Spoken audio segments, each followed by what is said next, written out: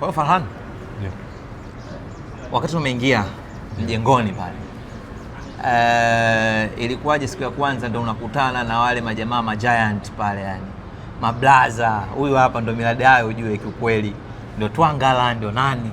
How was the feeling? Pressure ilikuwa haikuwa kubwa kuonana nao, pressure ilikuwa kubwa kufanya kazi nao, ila kuonana hivi haikuwa issue kubwa sana, kwa sababu watu ambao wanakuinspire unawaadmire kuwaona, una appreciate na unatamani kuwaona muda wote. Lakini kwenye kufanya nao kazi ndio ilikuwa pressure ilikuwa kubwa sana. Brother Masud Kipanya siku anaondoka nyakati hizo kina Caesar, alafu wewe ndio unakabidhiwa of course na Kane, ndio naambiwa bwana PB, moja kati ya vipindi vyenye historia kubwa, mapindi makubwa nchi hii, unaambiwa bwana vaa hivi viatu, nenda pale. How was the feeling? Kiukweli kabisa mimi sikuwa na pressure, ila watu walionizunguka walikuwa na pressure kubwa sana.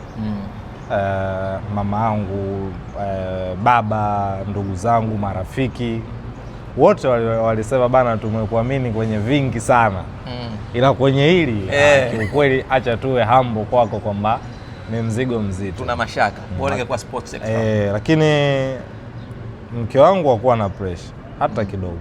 Sasa aliniambia bana, mimi wewe ushapita njia nyingi sana, kwa katika hili you can deliver.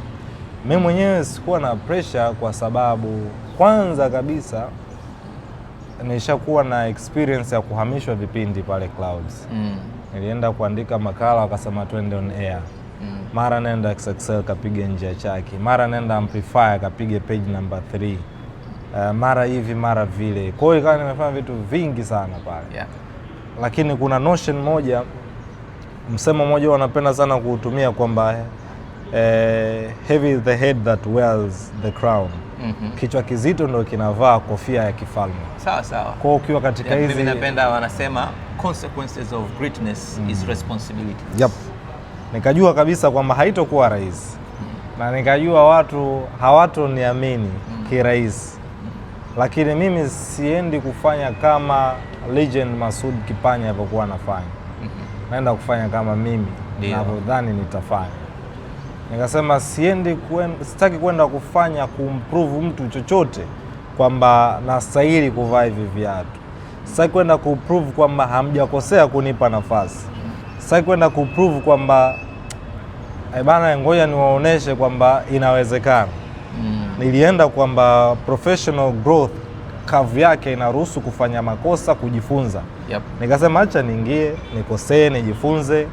Sitaki kuwa bora kuliko mtu fulani, ama sitaki kufanya kama mtu fulani. Kuna nyakati ulikuwa una feel kwamba nakosea? Yes. Kuna wakati unaona kabisa hapa nakosea, nilikuwa najichallenge mwenyewe. Nikimaliza kipindi kuna watu niliowa trust wanifanyie evaluation. Kuna mwalimu wangu mmoja profesa, yeye ni mtu ambaye ananipa very humble opinion. Na yeye aliniambia kwamba ukitaka kufanikiwa fanya kwa njia yako. Okay.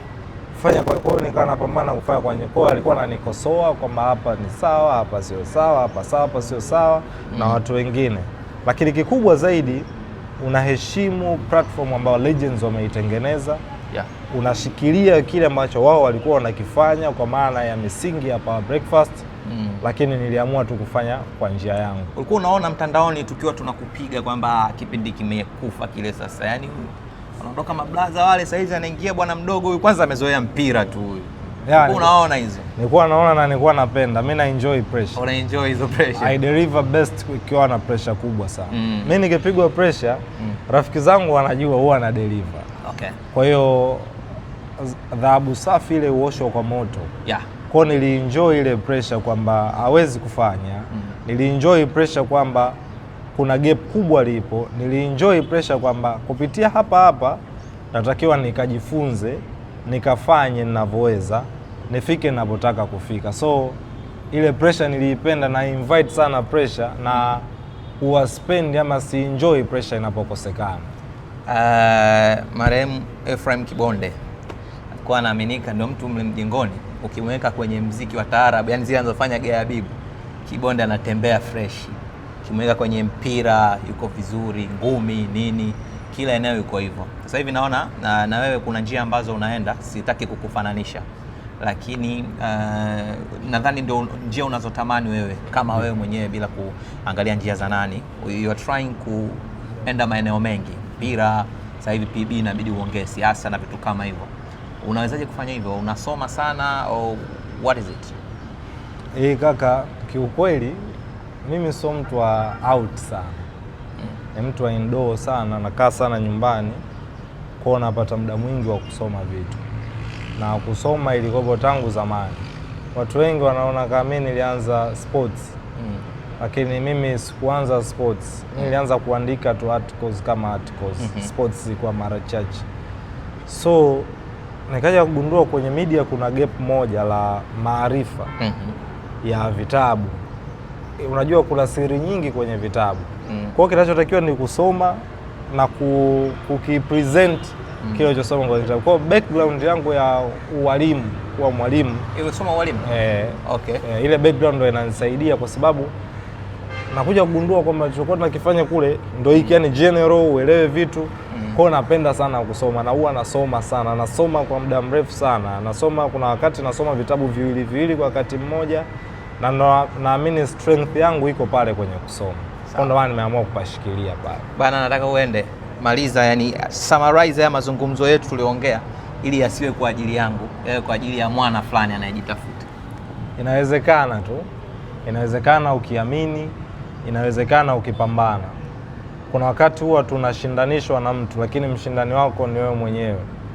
Kuna wakati tuna watu waliotutangulia, respect inapaswa kuwepo, nidhamu haipitwi na wakati. Mheshimu kila mtu, thamini kila mtu, pokea ukosoaji, heshimu maoni ya watu, lakini usisahau kwamba wewe ndio unatengeneza syllabus yako. That's all. Bana, nashukuru sana. Sana bro. Iwe heri. Nashukuru.